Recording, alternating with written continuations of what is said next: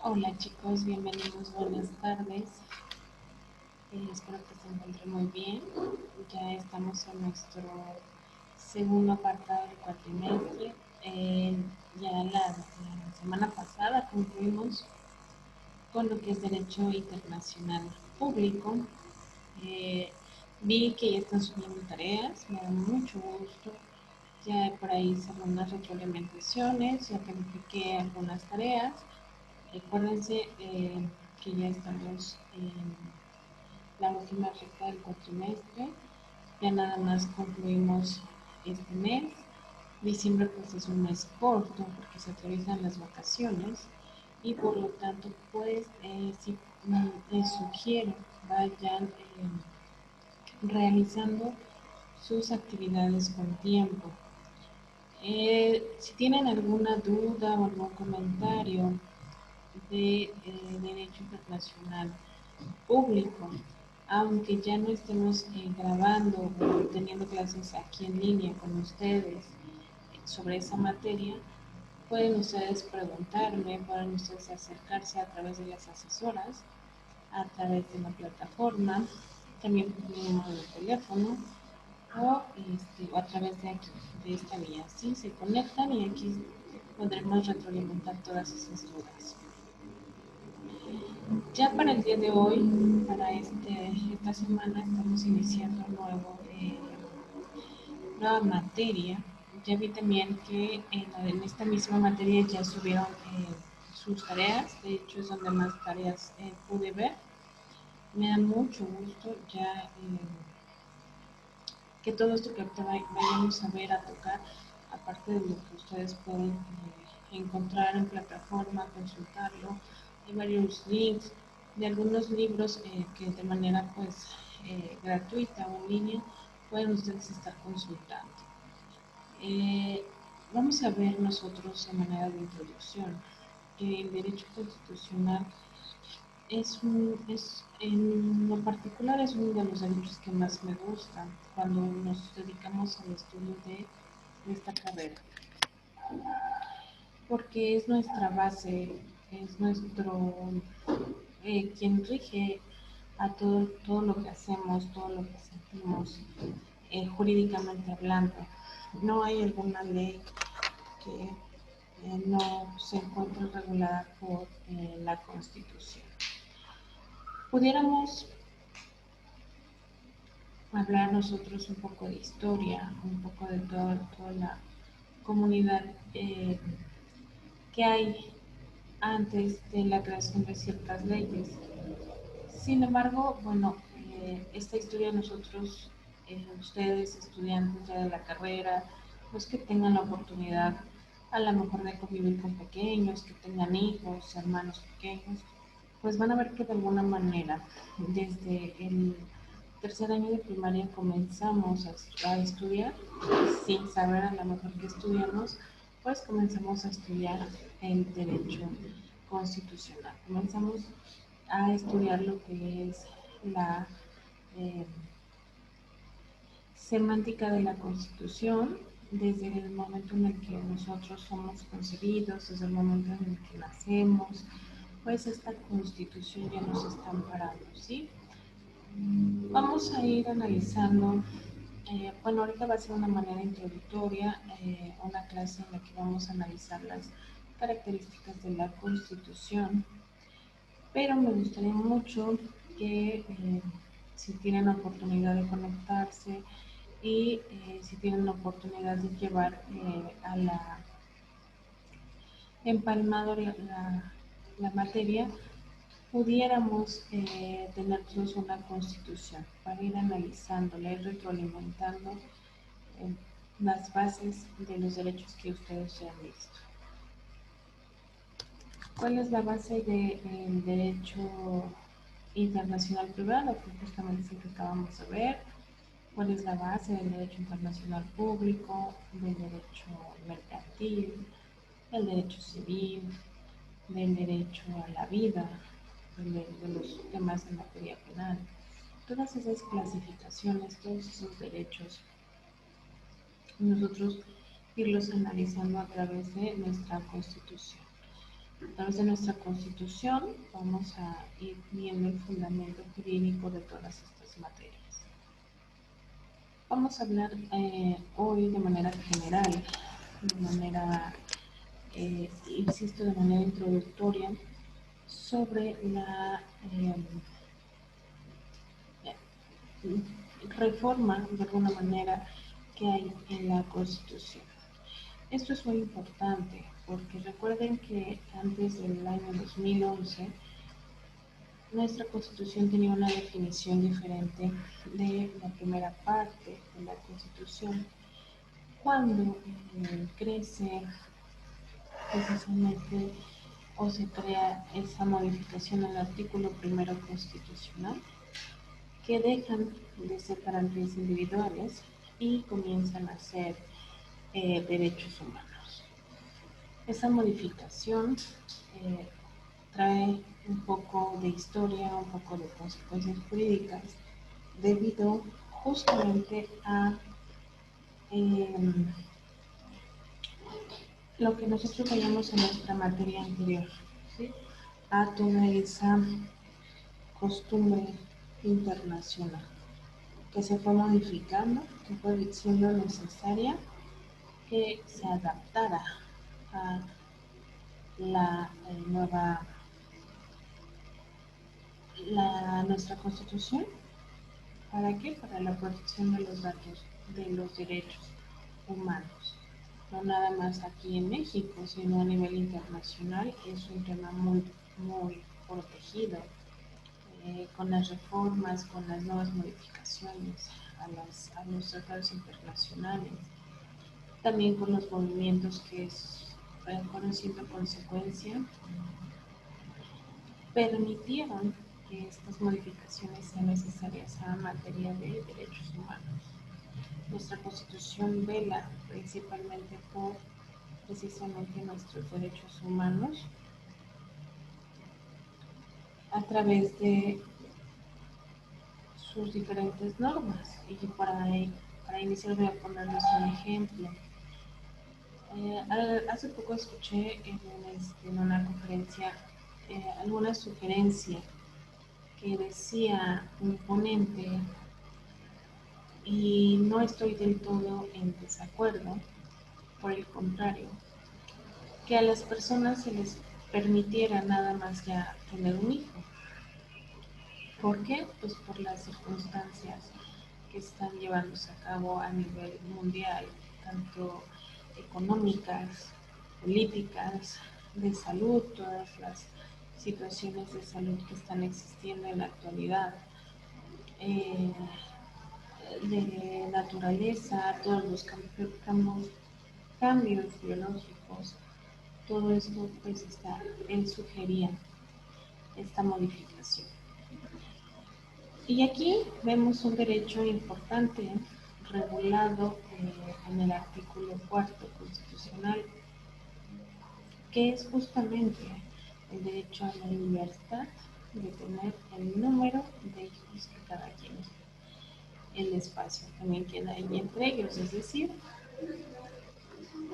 si una persona quiere tener los hijos uno tras otro, o si en su caso otra persona decide mejor esperarse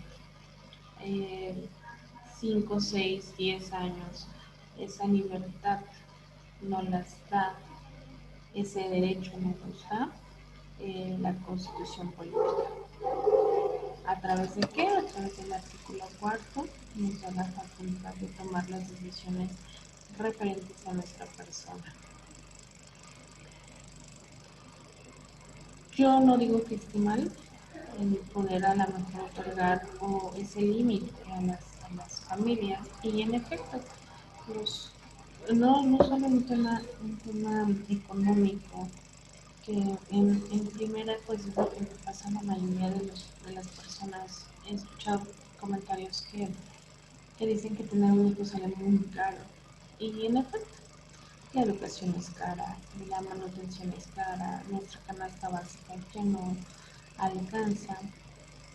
Entonces los recursos se están acabando, se están agotando, el agua cada vez está siendo más precaria en algunos lugares y pues va a llegar el momento en el que en nuestro país también lo sea y no se diga ya dentro del país. Eh, Tuvimos el caso, por ejemplo, del estado de Monterrey, en los pequeños pueblos, no me dejarán mentir, que de repente llega el agua 2 días a la semana o 3 y el resto no. Entonces, sí, el disminuir la población daría más capacidad económica a la población ya existente. Sin embargo, pues ahí se estaría violentando un derecho humano, justamente regulado en nuestra Constitución. ¿Okay? Por lo tanto, habría que haber un análisis más profundo, un análisis más científico y también un análisis a lo largo de todo el territorio nacional. Recordemos que nuestra Constitución abarca todos los estados de la República y por ende no es lo mismo la ideología que está en un estado a una ideología que hay en otro estado de la República. Cada, cada, cada estado tiene su propia ideología, su propia idiosincrasia, su propia forma de ver la actividad política, la actividad de historia, las circunstancias que permiten a cada país, a cada estado, llevar a la toma de decisiones en el país. ¿A través de qué? Pues a través de la Cámara de Diputados y Cámara de Senadores, que son quienes autorizan, quienes promueven una iniciativa de ley, quienes la modifican. Y pues habría que analizar esa parte. Habría que darle esa oportunidad a los legisladores de poder convencer al Pleno para poder hacer una reforma a lo mejor un poco más moderna, sin violentar ninguna garantía constitucional, más bien modificando esa garantía. Ok, entonces vamos a ver que la Constitución posee ciertos atributos que le son propios y exclusivos, y estos la distinguen de otro tipo de normas. Perdón. Si bien es propio de toda ley mandar, permitir, castigar, prohibir, disponer o regular, la Constitución como toda ley lo hace, pero por naturaleza intrínseca. Es decir, va más allá, constituye y funda. Este ir más allá que las restantes leyes hace que a ese conjunto de normas agrupadas en un texto se les dé el calificativo de ley suprema. Se trata ciertamente de una ley, pero goza de notas que la distinguen y sitúan diferente y elevada. Es decir, por eso nosotros la vamos a denominar Carta Magna. ¿Ok? No nada más es Constitución política, Ley Suprema, Carta Magna, etc. Cuando nosotros analizamos las normas jurídicas, en efecto nuestra Constitución es el primordial ejemplo de esas normas, de esa legislación. Bueno, tiene normas de carácter bilateral, de carácter heterónomo, de carácter coercible y de carácter intrínseco. Son externas, son normas externas, alguien fundamentó a través de la historia de la Constitución, pues normas que se han ido modificando. Si ustedes se dan cuenta, desde el año de 1917 estamos regulados por la misma Constitución, pero no por ello tenemos exactamente las mismas leyes.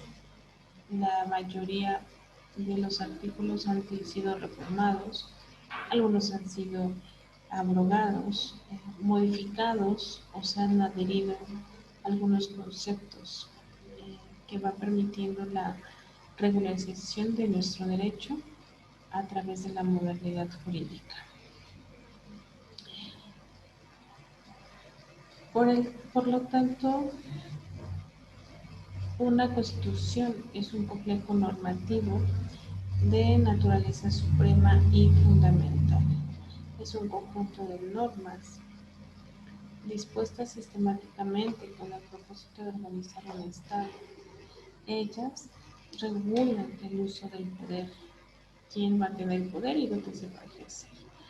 Garantizan el respeto a las libertades y permiten el ejercicio de derechos.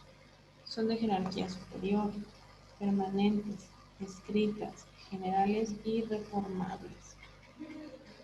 Estas características pudieran ser aplicables en nuestro caso al Estado mexicano, pero acuérdense que no nada más estamos hablando de la Constitución mexicana, estamos hablando de que en todos los países existe una ley suprema. Esa ley suprema, esa Constitución, va a regular de forma similar a esta parte. Okay. Y aquí vamos a ver la primera división que hay, que se considera, esto es doctrina que vamos a analizar, que se considera que si se ha llevado es lo más dirigible. La Constitución se ha dividido en dos partes, o más partes, aquí estamos mencionando tres, pero se cree que hay otra. ¿Ok? La primera es la que se divide en la de derechos humanos. Algunos autores utilizan la terminología dogmática o teológica y esta comprende del artículo 1 al 29 constitucional. Si se acuerdan, y vuelvo a referirme, antes de la reforma constitucional del año 2011, esta parte se llamaba de garantías individuales. Ahora nosotros la vemos y se llama de derechos humanos. ¿Por qué? Porque así lo manifiesta, así lo modificaron los autores. ¿Sí? Precisamente por lo que les digo, por la modificación al tema de derechos humanos, esta reforma hizo que de ser derechos, garantías individuales se reformara y se llamaran derechos humanos. Vamos a encontrar el artículo 1 al 29 y vamos a ir analizando, así como ahorita hicimos una breve semblanza del cuarto constitucional, vamos a ir analizando el resto de los artículos de manera práctica, de manera general, a efecto de el día que ustedes tengan probablemente la mejor otra materia y les pidan su fundamento constitucional, pues ustedes sepan de dónde se está, por qué tenemos esta legislación, por qué tenemos estos nombres, por qué existen estas instituciones, de dónde se emana la facultad que tienen todas las personas que nos gobiernan, es decir, como por ejemplo ahorita que hay elecciones, quienes dan la facultad a esas personas para pertenecer, para que sean votadas dentro de un proceso electoral. Después tenemos lo que es la parte orgánica, relativa a la estructura, el funcionamiento y las facultades de los poderes centrales y locales. Y es justo como que les decía, cómo es que nosotros, acuérdense que nuestra división del gobierno, pues tenemos tres poderes, el ejecutivo, el legislativo y el judicial. Vamos a ver dónde hay que ver a cada uno, quién representa cada poder, quién representa el ejecutivo, quién representa el legislativo, quién representa el judicial. Cuando me ha pasado que le pregunto a los jóvenes, a pesar de que somos estudiantes de derecho, no todos manejan perfectamente esta división. se dejan a veces mucho llevar por el tema de los nombres y en realidad pues es un tema básico, es algo que deberíamos de saber desde siempre. Estamos regidos a través de esa ley, a través de este tipo de representación eh, electoral, de representación, nos representan a través de esta división de poderes. Cuando ustedes salen a votar a las casillas, muchas de las personas que salen, especialmente cuando hay elecciones o cuando les toca la boleta de diputados, de senadores, eh, cuando hay elecciones de este tipo, por ejemplo, federales, que son los cargos de 6 años, muchas veces la gente no sabemos o no saben por qué existe, por qué vamos a votar por un senador, ni cuáles son las funciones del Senado, cuáles van a ser las funciones de ese diputado, qué es lo que viene a ser realmente la gente, aunque en la actualidad es un poco menos, también es cierto que todavía hay falta de conocimiento de este tema. Ustedes como estudiantes de Derecho deberíamos de tener todos muy claro las funciones, las facultades de todos estos poderes, de estos poderes centrales, es decir, de cada estado de la República y de los poderes locales, cada estado de la República y a nivel federal. ¿Quiénes nos van a representar? Porque hay diputados federales, porque hay diputados locales, dónde están, cuáles son sus funciones, quién es el representante del Ejecutivo, además del presidente, quién forma el Ejecutivo, eh, quién es la principal representante del Poder Judicial, la división de esto, etcétera. Igual vamos a intentar que nos dé tiempo de analizarlos cada uno de estos. Y tenemos también lo que es la parte pragmática relativa eh, a la naturaleza y las características del Estado mexicano. Acuérdense, aquí vamos a ver los elementos del Estado. Recordemos tres. Los elementos del Estado son el territorio, que abarca pues justamente las entidades federativas y anteriormente el Distrito Federal fue llamado Ciudad de México, que es la capital de nuestro país porque es sede de los poderes, de estos poderes que acabamos de mencionar. ¿Ok? Tenemos también lo que es la eh,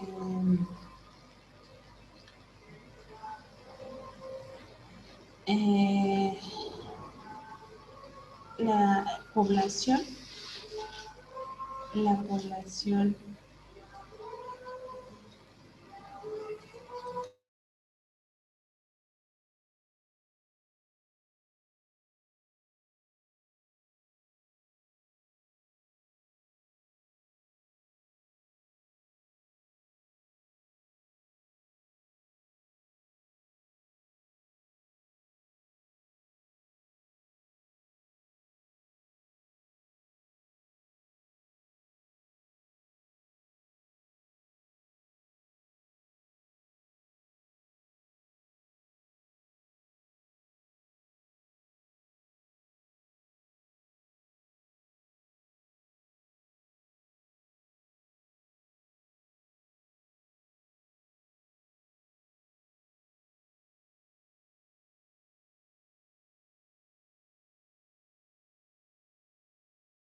y pues también tenemos lo que es finalmente la soberanía. Muchos de nosotros o muchos autores no mencionan más que los que ya dijimos, territorio, población y gobierno. Y hay un cuarto elemento que algunos autores manifiestan, que es la soberanía constitucional. La soberanía, que es la autonomía que se le da a cada uno de los estados miembros de este país, a cada una de las entidades federativas y a su vez cada entidad pues le da a sus municipios o en el caso de la Ciudad de México le da a las alcaldías esta facultad, esta autonomía de tomar decisiones, de decir quiénes son sus representantes, quiénes van a gobernarlos y cuál será el método para eh, la campaña que ellos realicen, efecto de eh, pues ciertas circunstancias que se les van a dar las facultades. Hay algunos autores que mencionan que hay otra parte que se llama de los derechos sociales y en esta vamos a encontrar al artículo 27 y al artículo 123 de la Constitución. Si ustedes recuerdan, el artículo 27 habla de las tierras, es el fundamento del derecho agropecuario. ¿Qué pasa si nos remontamos un poco a la historia? Anteriormente las tierras no tenían dueño cierto. Con el paso del tiempo, las personas más eh, estudiadas, las personas que tenían un poco más de conocimiento se fueron haciendo de estas tierras, se creaban toda la explotación de la parte de las personas que tienen o que no tenían, a lo mejor que no saben leer, que no saben escribir, que les llamaban los peones, mientras que aquellas personas con un poco más de conocimiento, pues se les daba la facultad o se les dio en aquel momento la facultad de ser dueños de tierras. ¿Sí? Se veían las tiendas de rayas, se veían lo que eran los ranchos, todo esto no había una regularidad. Se reforma el artículo, alguna modificación, y más o menos el año en el que gobierna Carlos Salinas de Gortari se le empieza a dar una mayor protección a la parte de la agricultura. A todas estas personas que hoy denominamos ejidatarias y que estaban fuera del contexto. ¿Sí? Ya si nosotros nos metemos a estudiar al fondo la materia, pues vamos a ver que hay diferentes tipos de tierras con diferente uso, pero que tienen sus características particulares, tienen sus propias características, tienen sus propias circunstancias de regularizarse. Acuérdense que para ellos existe lo que es el derecho del tanto, existe lo que es la sucesión a través del tribunal agrario eh, y tenemos también lo que es el artículo 123 y el 123 es el fundamento del derecho laboral. El derecho laboral, pues en sus apartados A y B, que vienen en nuestra constitución política, regulan tanto la parte de los trabajadores de la iniciativa privada y regulan a los trabajadores del gobierno, a todos aquellos servidores públicos que no por ser unos u otros en circunstancias diferentes se les pueden violentar sus garantías, sus derechos humanos. Esta parte que se llama Ley de los Derechos Sociales está separada porque se considera que atiende a los grupos más vulnerables de el derecho. Cuando nosotros hacemos la división y el estudio del derecho público, el derecho privado y el derecho social, vemos el derecho público como la regulación de todas aquellas ramas del derecho que tienen que ver con el Estado, en su carácter soberano, en su carácter de un ente soberano. Sí, nosotros estudiamos el derecho privado, vemos que es la relación o el estudio de las relaciones que se llevan entre particulares, entre dos personas que si bien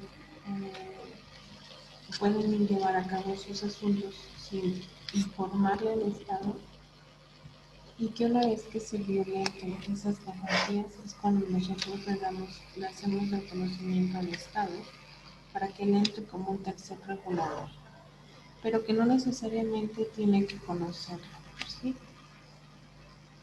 Y vemos justamente esa división del derecho social. Y aquí vamos a encontrar esas materias que son el derecho agrario y el derecho laboral. Por eso existe esta división que algunos autores manejan y vamos a encontrar en esos artículos, el 27 y el 123. En la actualidad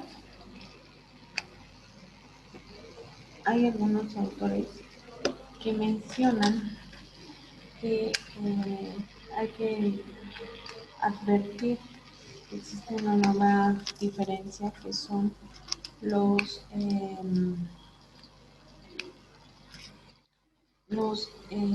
también entra dentro del derecho social los derechos a la salud y los derechos de migración. ¿Esto por qué? Bueno, pues por la intención, por la necesidad que hay en esos grupos, porque son grupos vulnerables. Los grupos vulnerables los consideran algunos autores dentro de esta característica de derechos sociales. Y tenemos o se maneja la quinta parte y se llama de prevenciones generales, o así la denominan algunos autores. Esta vamos a ver que comprende un cúmulo extenso de materias de diferente índole como ciudadanía, como extranjería, capítulo geográfico, supremacía y reformas de permanencia constitucional. Si nosotros vamos a estudiar lo que es la ciudadanía, decíamos nosotros en la materia que apenas concluimos que todos tenemos derecho a una nacionalidad, que no es lo mismo que es una ciudadanía, y que sin embargo existen casos todavía donde hay personas en estado de apátrida, es decir, personas sin este derecho, aun cuando todas las constituciones y la comisión pues otorgan esa facultad, ¿sí? La Declaración Universal de los Derechos Humanos, en su artículo 15, da la facultad a todas las personas y el derecho de esa circunstancia de ser ciudadanos, de ser nacionales, de tener una nacionalidad a cada país, a cada persona. Y por ende, pues esas circunstancias te dan derechos, derechos que ya vimos que se encuentran en el caso de México específicamente. Pueden ser desde el artículo 1 al 29 constitucional, esos, a lo mejor el derecho de haber nacido en México, ser ciudadano mexicano y pues por ende ser votado o pertenecer, participar en algún cargo público, en algún cargo de elección popular, todos esos derechos. También le dan derecho a los extranjeros y voy a hablar un poco, porque no lo vamos a analizar el día de hoy, pero voy a hablar un poco del artículo primero constitucional. Un extranjero que entrara a México en calidad de esclavo por el solo hecho de pisar territorio mexicano, perdería esa mala facultad y sería un hombre libre. Entonces, precisamente por eso regula lo que es la extranjería, cuáles son los derechos y cuáles son las limitaciones que un extranjero tiene en territorio mexicano. Así, como si nosotros nos encontramos en otro país, obviamente como extranjeros, cuáles serían las, los derechos que tenemos nosotros en ese país, cuál sería la protección que aún no estando en nuestro país, pues nos podrían ir a cuidar. Por eso existen las embajadas, por eso existe la protección internacional, el asilo político, etcétera, etcétera. El capítulo geográfico referente a dónde vamos a marcar y fíjense, eso también nosotros lo vimos en internacional, bueno, nada más que fue en internacional público, donde decimos que teníamos la facultad de ser ciudadanos o de que el territorio que formaba parte de México a nivel territorio, pues siempre que abarcaba todo lo que era el territorio mexicano, incluyendo algunas islas, como las islas de Revillagigedo, etcétera, que forman parte todavía de la soberanía de nuestro país. Algunas partes ya náuticas, y decíamos que el básico abarca hasta 12 millas náuticas y nuestro derecho pues maneja también la protección hasta llegar a lo que es el alta mar, ¿sí? A nivel de aire, decíamos que tenemos lo que es la línea Karaman, eso es lo que nos limita, hasta ahí llegamos con plena soberanía. Y si remontamos, por eso sabemos que si una persona sobrevolando nuestro espacio nace, pues sería mexicano. ¿Esto por qué? Pues hablábamos que en México existe lo que es el Yusoli y el Yusanguini, y aquí sí se refiere a de nacer en territorio mexicano. Por ende, pues seríamos ciudadanos mexicanos. La supremacía, vamos a analizar lo que es la supremacía constitucional con lo que es la pirámide, donde se van a analizar cada uno de los, ¿cómo los vamos a llamar? Eslabones, los eslabones de esta pirámide, y vamos a ver que nuestra constitución pues se encuentra en el punto más alto. Reformas, que también pues va teniendo a lo largo de la historia, porque va teniendo reformas, no queda permanente.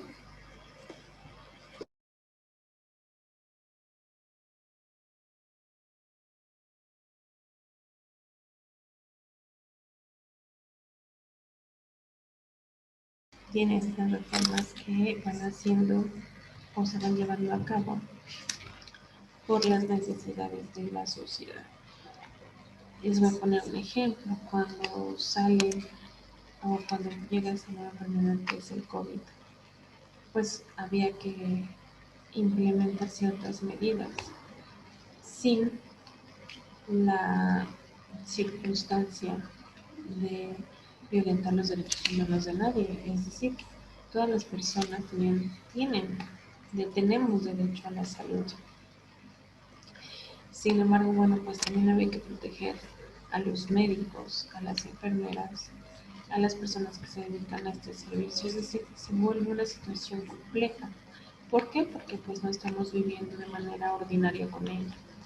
Cuando se presenta un problema ordinario, pues nuestros legisladores lo intentan ir remediando, ir analizando y ir ejecutando ya a un nivel de aterrizando a través de una legislación, de una ley. Pero cuando esta circunstancia es nueva, pues hay que ir subsidiando de alguna manera, hay que ir viendo cómo se va a hacer al momento, y posterior a eso, a lo mejor es cuando se van a crear esas nuevas leyes. Esas nuevas leyes van a ser nuevamente constitucionales y precisamente o se van a reformar algunas. Y es ahí donde vemos esta parte, esta supremacía, donde vemos estas reformas y donde vemos esta permanencia. Es decir, la Constitución siempre va a existir aquí en México y en muchos países. La normatividad de naturaleza transitoria que hizo operante la entrada en vigor de la Constitución de 1917 dispuso la derogación de las normas de 1857, es decir, nuestra Constitución anterior, que se le oponían y reguló la transición entre una y otra. Y entonces, conforme a una sexta sesión, que se debe de ubicar aquí los artículos transitorios, que acompañan a las reformas que se hacen a la Carta Magna. De un tiempo a la fecha, esta clase de normas ha adquirido una particular importancia. Por medio de esta se inhibe y se excluye. Entonces vamos a ver aquí que se le comienza a dar esa facultad, ¿sí? Esa facultad a nuestro a la Constitución de reformar una anterior. Probablemente algún día nuestra Constitución deje de ser la que tenemos y sea una reforma completa, pero para que eso no pase por el movimiento que puede haber en todo el territorio nacional es que se van haciendo las reformas, las modificaciones pertinentes. Y pues ya para concluir la clase del día de hoy, quiero decirles que recuerden que nosotros en México celebramos a nuestra Constitución. Somos uno de los países con una riqueza jurídica donde se protegen los derechos humanos. No quiere decir que no existan todas esas circunstancias, como son corrupción, como son mal empleo de las leyes. El hecho no es que nuestras leyes estén mal, sino hay que saber aplicarlas, hay que conocerlas. Acuérdense que un principio general de derecho menciona que el desconocimiento de la ley no te exime de su responsabilidad, pero tampoco te exime de sus derechos, ¿sí? De todos esos beneficios que te da. Entre más nosotros sepamos, nosotros más podemos hacerlos válidos. ¿Ok? Si pueden, por favor, conectarse a la siguiente clase, les voy a pedir que traigan una constitución. Pueden tenerla en sus equipos móviles para no gastar, si es que no la tienen, para que vayamos, bueno, analizando ya los artículos de la Constitución. Y bueno, chicos, el día de hoy así lo vamos a dejar hasta aquí. Cuídense mucho, que tengan una excelente tarde y estoy a sus órdenes para cualquier circunstancia.